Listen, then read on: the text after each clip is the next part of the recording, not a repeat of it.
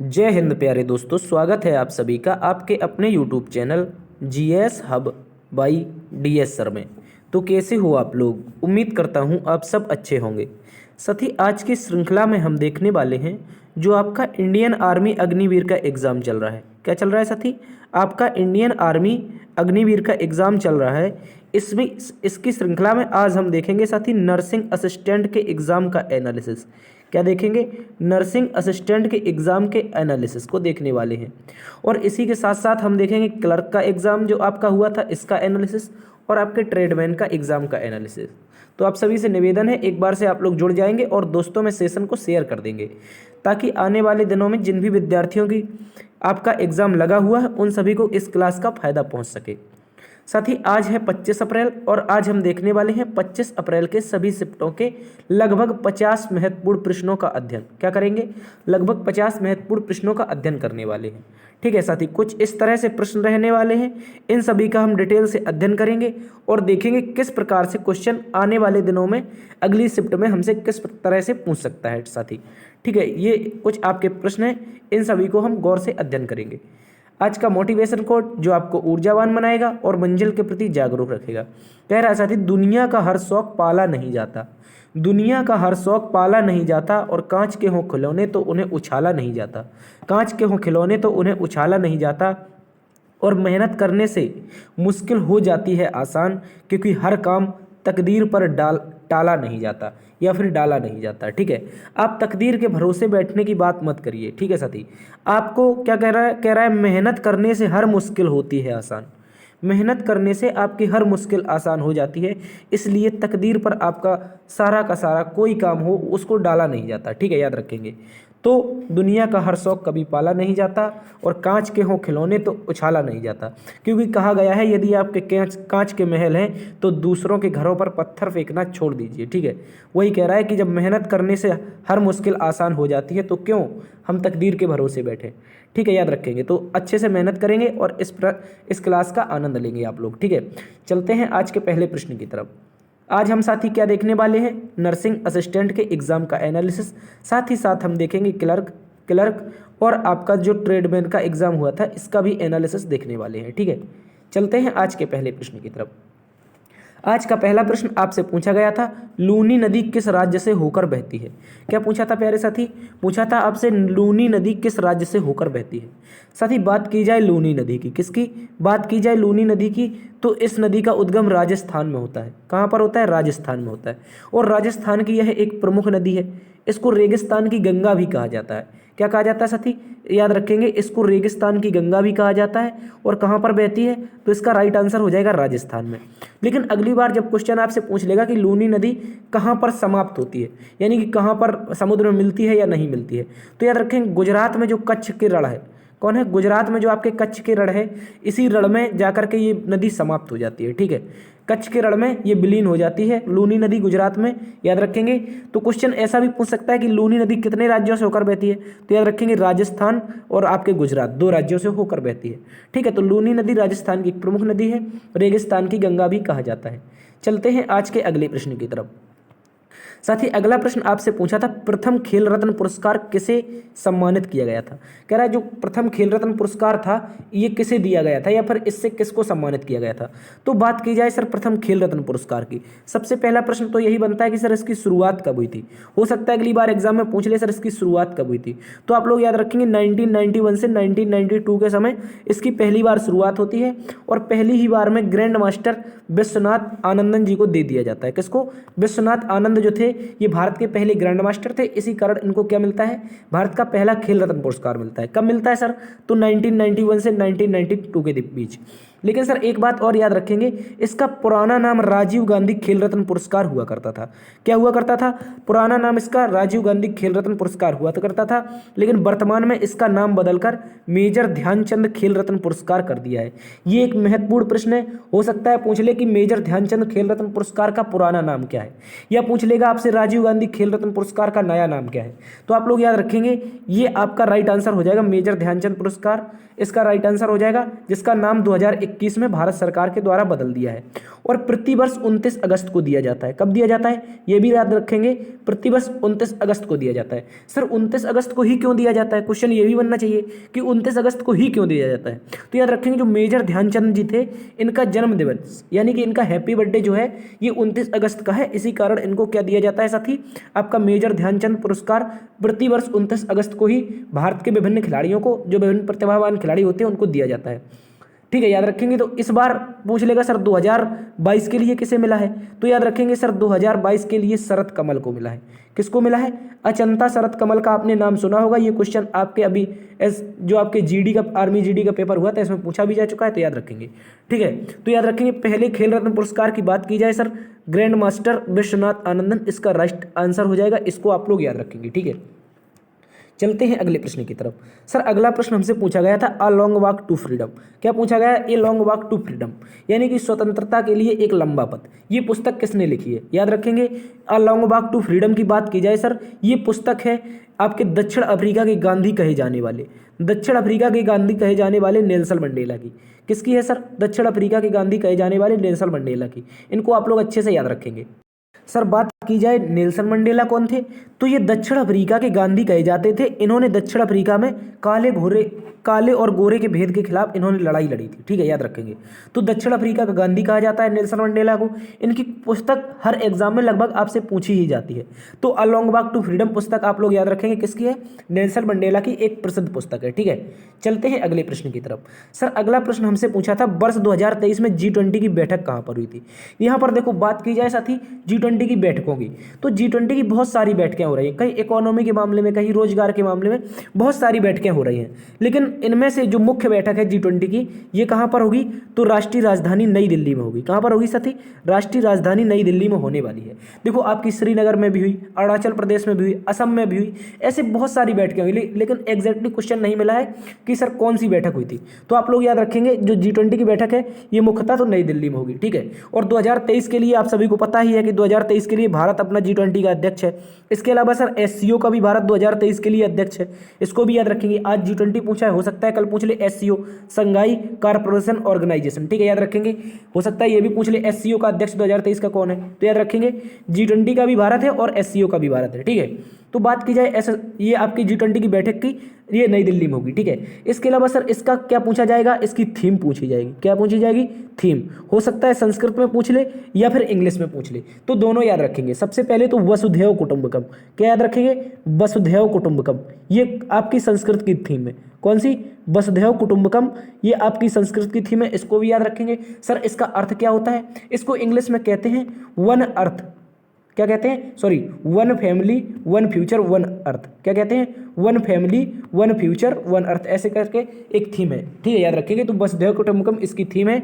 इसका आयोजन 2023 में भारत में किया जा रहा है। तो इसका राइट आंसर क्या हो जाएगा सर, दिल्ली इसका राइट आंसर हो जाएगा। ठीक है, तो इनमें विभिन्न बैठकें हुई हैं, एग्जैक्टली क्वेश्चन नहीं मिला है, आप ऑप्शन के हिसाब से इसको लगाएंगे। ठीक है, चलते हैं अगले प्रश्न की तरफ। सर अगला प्रश्न पूछा गया था परिसीमन आयोग 2022 में अनुसूचित जनजाति, क्या पूछा था साथी, अनुसूचित जनजाति के लिए लोकसभा में कुल कितनी सीटें आरक्षित की गई हैं। क्या पूछा था सर, जो परिसीमन आयोग होता है, परिसीमन आयोग क्या होता है सर, तो ये सीटों का क्या करता है, गठन करता है। चाहे वो आपका राज्य हो, चाहे आपका केंद्र हो, या फिर आपका कोई केंद्र शासित प्रदेश हो, इनमें जो सीटों का गठन होता है, पुनर्गठन, तो ये परिसीमन आयोग की सिफारिश पर ही किया जाता है। जैसे आपने सुना होगा जब जम्मू कश्मीर का पुनर्गठन हुआ था, रंजना प्रकाश देसाई परिसीमन आयोग था, आपने सुना होगा उसके बारे में। ठीक है, तो उसके तहत जम्मू कश्मीर को 90 सीटें दी गई थी।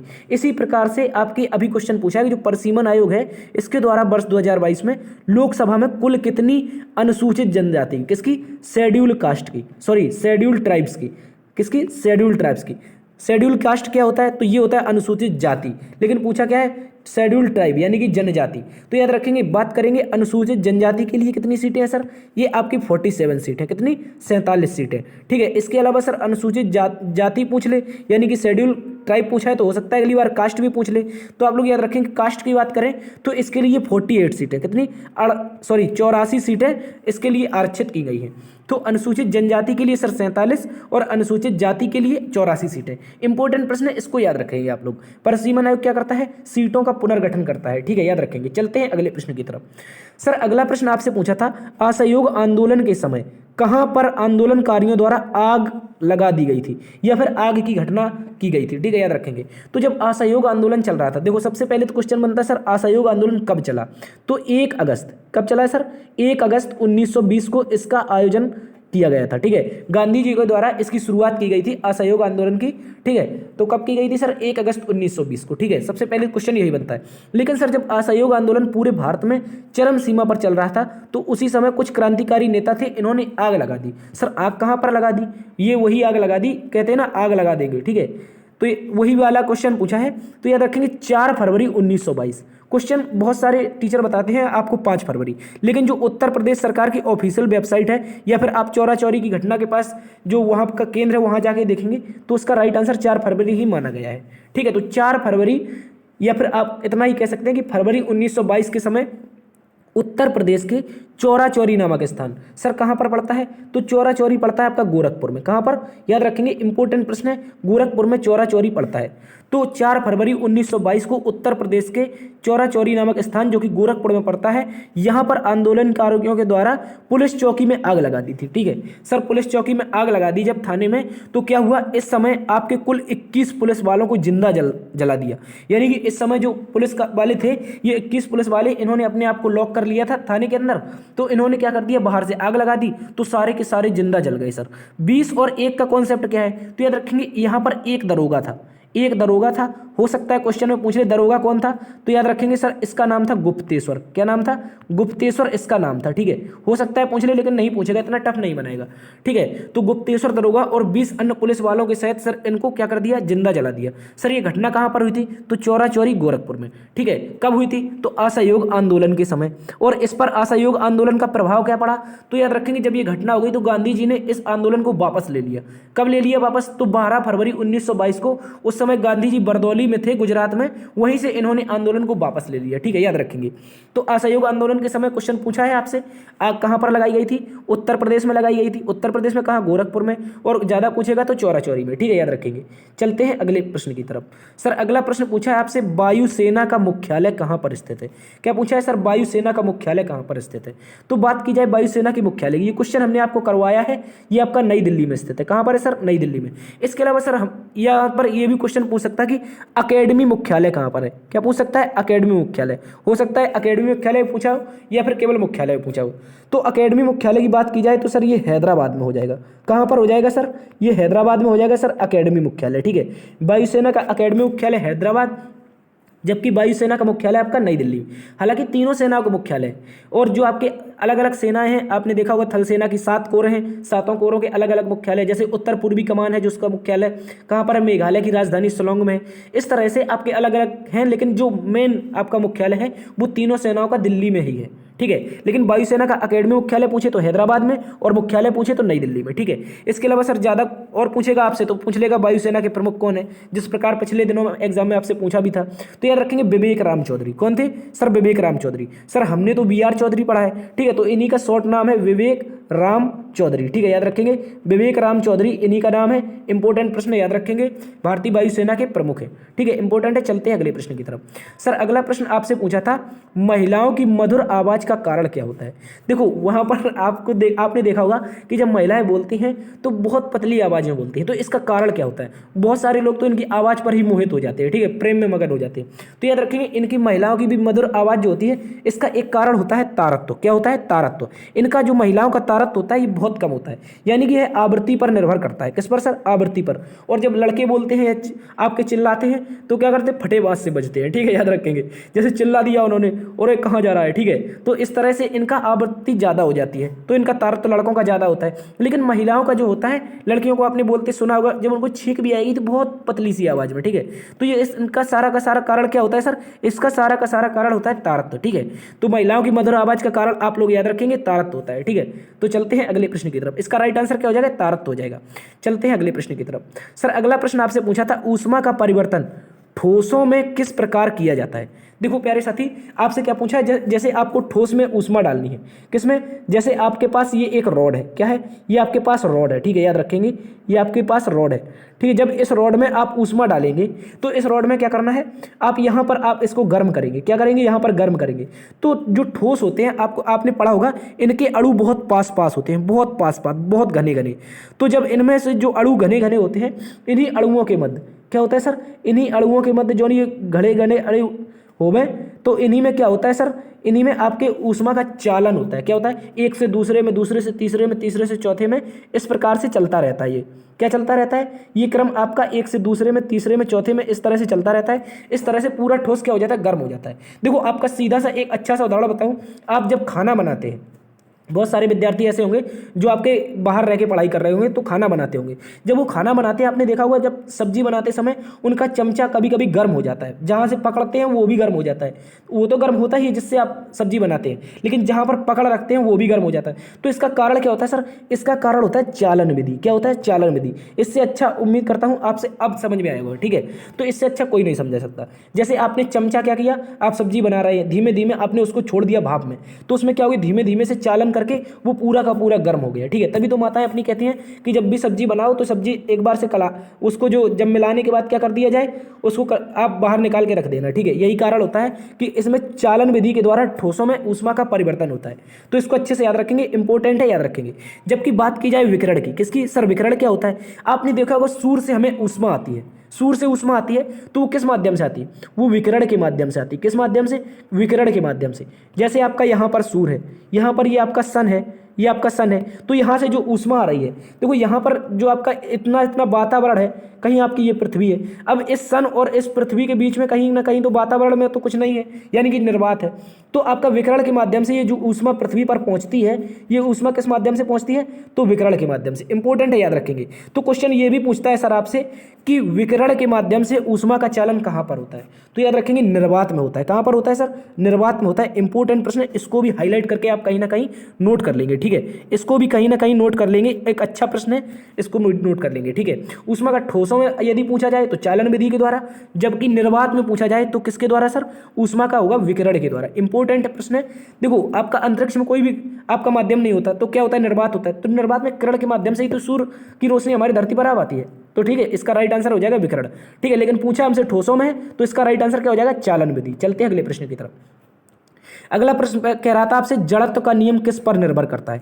क्या कह रहा था साथी, जड़त्व का नियम किस पर निर्भर करता है, ठीक है। निर्भर करना मतलब क्या है, तो सर ये किस कारण जड़त्व होता है, ठीक है। जैसे आपने देखा है कि जड़त्व का नियम कहता है कोई वस्तु कहीं पर रखी है, जैसे आपकी ये टेबल है, इस टेबल पर ये गेंद रखी है, ठीक है। ये जब गेंद रखी है तो इसमें जड़त्व लगा है, लेकिन सर इसमें जड़त्व लगा क्यों है, क्योंकि गेंद का कुछ वजन तो होगा ना, गेंद का जो वजन होगा उसी कारण तो वो रुकी है वहाँ पर। तो इसका मुख्य कारण हो जाता है आपका द्रव्यमान, ठीक है। जड़त्व जो होता है, जड़त्व का नियम, ये किस पर निर्भर करता है, ये द्रव्यमान पर निर्भर करता है। एक महत्वपूर्ण प्रश्न याद रखेंगे। जैसे आपका वजन है, आप कुर्सी पे बैठे अभी हमको सुन रहे हैं, तो आपका वजन कुर्सी पर रखा है, इसका कारण क्या है, द्रव्यमान है, तभी तो आप रुके हैं, वरना आप में द्रव्यमान नहीं होता तो पता नहीं कहाँ जाते, ठीक है। तो याद रखेंगे, द्रव्यमान के कारण जड़त्व का नियम क्या है, निर्भर करता है, ठीक है। इसके अलावा जड़त्व का जो नियम होता है साथी, लॉ ऑफ इनर्शिया जो होता है, ये न्यूटन के प्रथम नियम का ही प्रतिरूप है, ठीक है। याद रखेंगे, जड़त्व का जो नियम है ये न्यूटन का ही प्रथम नियम है, इंपॉर्टेंट है। और इसी को कभी कभी कहते हैं गैलीलियो का प्रथम नियम। क्या कहते हैं, जो गैलीलियो था, गैलीलियो का प्रथम नियम क्या कहते हैं, जड़त्व का नियम या फिर न्यूटन का प्रथम नियम, ये सारे के सारे एक ही है, ठीक है। इंपॉर्टेंट प्रश्न याद रखेंगे। तो जड़त्व का नियम किस पर निर्भर करता है, ठीक है, याद रखेंगे, द्रव्यमान पर। चलते हैं अगले प्रश्न की तरफ। सर अगला प्रश्न पूछा था, जब कोई वस्तु गतिमान अवस्था में रहती है तो उसमें कौन सी ऊर्जा होती है। एक महत्वपूर्ण सवाल, इसके बिना परीक्षा नहीं होती, ठीक है, याद रखेंगे।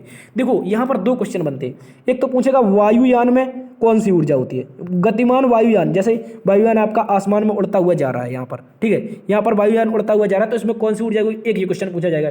जबकि एक क्वेश्चन ये पूछा जाता है, जब कोई वस्तु गतिमान अवस्था में होती है तो उसमें कौन सी ऊर्जा होती है, ठीक है। तो गतिमान अवस्था में आप जा रहे हैं, चले जा रहे हैं, भगे जा रहे हैं, दौड़ते जा रहे हैं, तो उसमें कौन सी ऊर्जा हो जाएगी, इसका तो छोटा सा आंसर हो जाएगा क्या, गतिज ऊर्जा, ठीक है। जैसे आप दौड़ रहे हैं तो उसमें क्या हो जाएगा, गति कर रहे हैं तो गतिज ऊर्जा होगी। लेकिन वायुयान में एक इंपॉर्टेंट कॉन्सेप्ट बनता है, सर क्या बनता है, वायुयान के अंदर कुछ व्यक्ति बैठे होते हैं, तो उसमें कुछ होती है स्थैतिज ऊर्जा। क्या होती है सर, स्थैतिज ऊर्जा, ठीक है। कौन सी ऊर्जा सर, स्थैतिज ऊर्जा होती है, एक ये हो जाती है। और वायुयान गति कर रहा है तो इसमें क्या हो जाएगी, गतिज ऊर्जा, ठीक है। एकमात्र प्रश्न है, इसको याद रखेंगे। ऐसे ही ट्रेन में भी होता है, स्थितिज ऊर्जा भी होती है और गतिज ऊर्जा भी होती है, ठीक है, याद रखेंगे। तो वायुयान में कौन कौन सी ऊर्जाएं हो जाएंगी आपकी, ये आपकी स्थितिज ऊर्जा और गतिज ऊर्जा, ठीक है। इंपॉर्टेंट प्रश्न है, इसको आप लोग याद रखेंगे, ठीक है। तो वायुयान का क्वेश्चन भी पूछ सकता है अगली बार, इसको अच्छे से याद रखेंगे। लेकिन गतिमान अवस्था में आप दौड़ रहे हैं तो गतिज ऊर्जा हो जाएगी। चलते हैं अगले प्रश्न की तरफ। सर अगला प्रश्न पूछा था रक्त का स्राव, यानी कि रक्त स्कंदन किस विटामिन की कमी के कारण होता है। सर रक्त स्कंदन क्या होता है, यानी कि रक्त का बहना, ठीक है। क्या होता है रक्त स्कंदन, रक्त का बहना। तो आप सभी पता है जब रक्त का थक्का नहीं जमता है कौन सी विटामिन कमी हो जाती है आपको, के की, विटामिन के की कमी है, ठीक है। अगली शिफ्ट में ये भी पूछा गया था कि विटामिन के की कमी से कौन सा रोग होता है, तो रक्त का थक्का ना जमना, ठीक है, इसको याद रखेंगे। तो रक्त का स्राव जब रुकता नहीं है, यानी कि हाँ रक्त का जो स्राव होता है ये रुकता नहीं है, तो विटामिन के की कमी होती है। लेकिन आपको ये जो विटामिन के है, कौन सा विटामिन के है, इसको बनाना है तो आपको पनीर खानी होगी और आपको हरी हरी सब्जियां खानी होगी, ठीक है। फिंगर मोमेस छोड़ देना होगा, वरना फिंगर मोमेस खाते रहोगे तो फिंगर मोमेस जैसे ही हो जाओगे, ठीक है। तो पनीर खाओ, हरी सब्जियां खाओ, ये विटामिन के सबसे अच्छे स्रोत हैं। चलते हैं अगले प्रश्न की तरफ। सर अगला प्रश्न कह रहा है मोमबत्ती का जलना किस प्रकार का परिवर्तन। देखो मोमबत्ती का जलना बहुत ज्यादा कंफ्यूजन पाया जाता है, ठीक है। मोमबत्ती का जलना पूछा जाए सर कौन सा परिवर्तन है, तो इसको याद रखेंगे, ये कुछ मात्रा में तो भौतिक परिवर्तन है, कुछ मात्रा में भौतिक परिवर्तन है, जबकि कुछ मात्रा में रासायनिक परिवर्तन है। सर क्या बात कर रहे हो, हमने तो सुना है केवल भौतिक परिवर्तन है। देखो आपको बात की जाए सर, क्या आपने देखा है, आप एक उदाहरण ले लीजिए दीपावली का, किसका, दीपावली का उदाहरण लीजिए, ठीक है। दीपावली का जब आप उदाहरण लेते हैं तो इस समय जब आप कैंडल जलाते हैं, क्या करते हैं, जब आप इस समय कैंडल जलाते हैं, ठीक है, जब ये कैंडल आपकी जल रही होती है, क्या कर रही होती है, ये कैंडल जल रही होती है, तो इसका कुछ भाग नीचे गिर जाता है, कहाँ पर, नीचे गिर जाता है, ठीक है। इस तरह से आपने देखा होगा ढुनंग के कुछ भाग ढरक के नीचे आ जाता है, ठीक है। लेकिन कुछ भाग तो आपका पूरा पूरा इतना इतना सा वो तो जल के आपको रोशनी दे देता है। तो क्या वो जो भाग जल के रोशनी दिया है वो आपका वापस आपको मिला, नहीं मिला, तो इसका मतलब रासायनिक परिवर्तन। और जो कुछ भाग बच गया और इसका हमने दोबारा से रीयूज कर दिया, यानी कि दोबारा कर लिया, तो कुछ भाग भौतिक परिवर्तन, ठीक है। इंपॉर्टेंट अच्छा सा है, इसको याद रखेंगे। तो इसको इसी क्रम में याद रख लेंगे, जो भाग जल जाता है वो रासायनिक परिवर्तन होता है, जबकि जो भाग बच जाता है वो आपका भौतिक परिवर्तन होता है। इंपॉर्टेंट प्रश्न है, इसको अच्छे से याद कर लेंगे, ठीक है, नोट डाउन कर लेंगे। चलते हैं अगले प्रश्न की तरफ। सर अगला प्रश्न पूछा था जब किसी अभिक्रिया में ऊष्मा का हनन होता है, क्या कह रहा है, जब किसी अभिक्रिया में ऊष्मा का हनन होता है तो वह कौन सी अभिक्रिया होती है। क्या कह रहा है सर, जब ऊष्मा का हनन होता है, देखो हनन का मतलब है ऊष्मा खत्म होती है, ठीक है।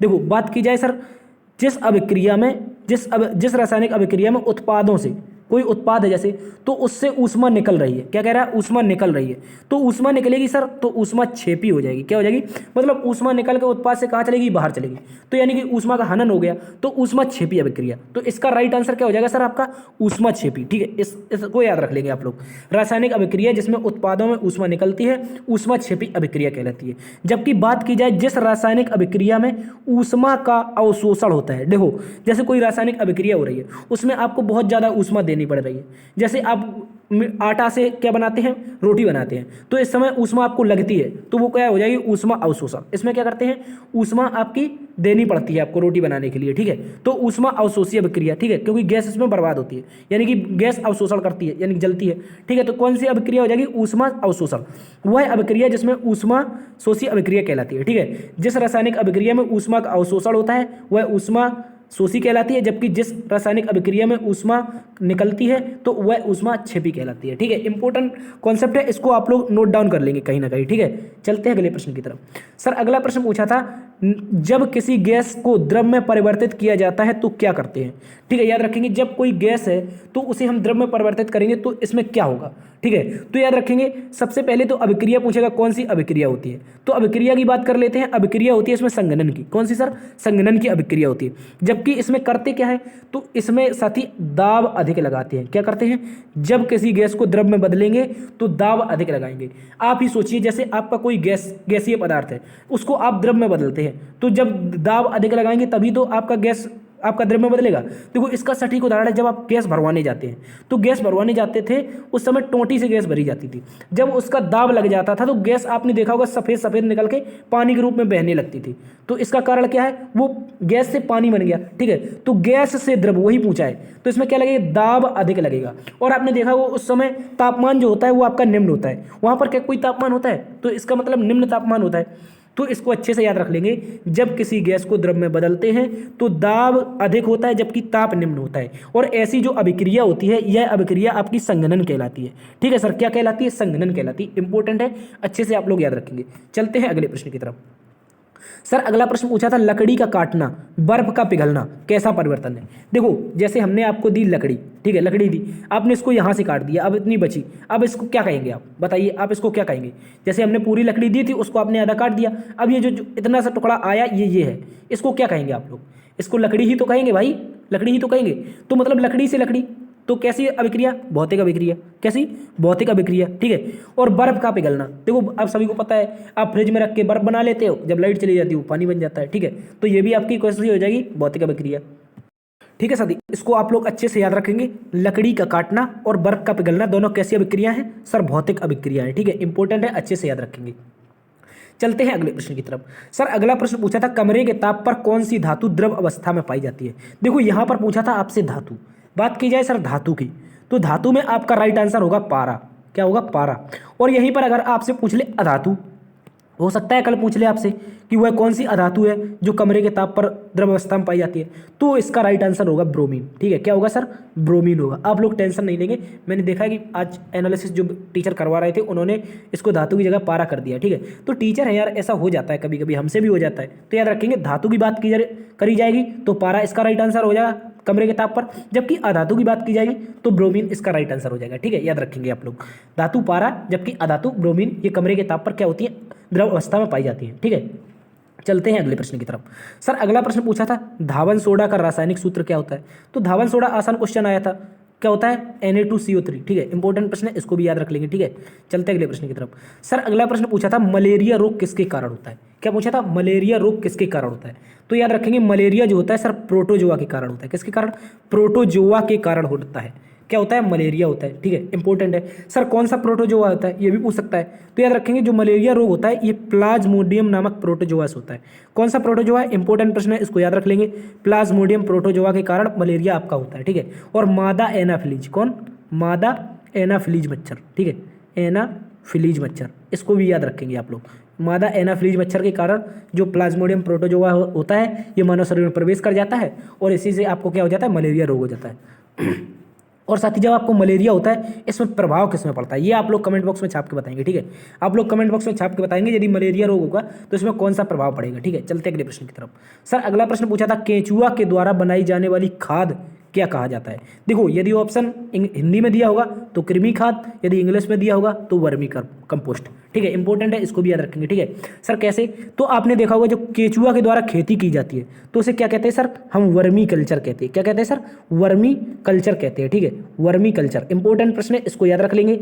केंचुआ के द्वारा जब खेती की जाती है तो वर्मी कल्चर कहते हैं। इसी प्रकार जब केंचुआ के द्वारा खाद बनाई जाती है तो उसे वर्मी कंपोस्ट कहते हैं। वर्मी केंचुआ हो गया, कंपोस्ट खाद होती है। ठीक है, ज़्यादा रॉकेट साइंस नहीं है तो हिंदी में, लेकिन इसको कृमि खाद कहते हैं। क्या कहते हैं? हिंदी में कृमि खाद कहते हैं और आपके इंग्लिश में क्या कहते हैं? वर्मी कंपोस्ट कहते हैं। ठीक है, केंचुओं के द्वारा बनाई जाने वाली एक खाद है। और केंचुओं की खेती क्या कहलाती है? केंचुओं की खेती, जब देखो केंचुआ को किसान मित्र कहा जाता है इसीलिए किसान इसकी खेती करते हैं। इसकी खेती कैसे की जाती है?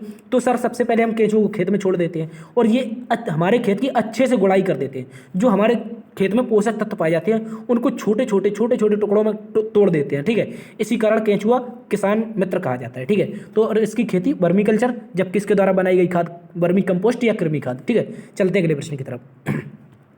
सर अगला प्रश्न पूछा था निम्नलिखित में से कौन सा एक लिंगी पौधा है। सर ये आपको हमने कल ही करवाया था। एक लिंगी पौधा कौन सा हो जाएगा? इसका राइट आंसर हो जाएगा पपीता। क्या हो जाएगा सर? पपीता। इसके अलावा आपका खरबूजा भी होता है। क्या होता है? खरबूजा जो होता है ये भी एक लिंगी पौधा होता है। ठीक है, इसको भी याद रखेंगे। पपीता, खरबूजा ये सारे के सारे एक लिंगी पौधा हो जाते हैं। ठीक है, चलते हैं अगले प्रश्न की तरफ।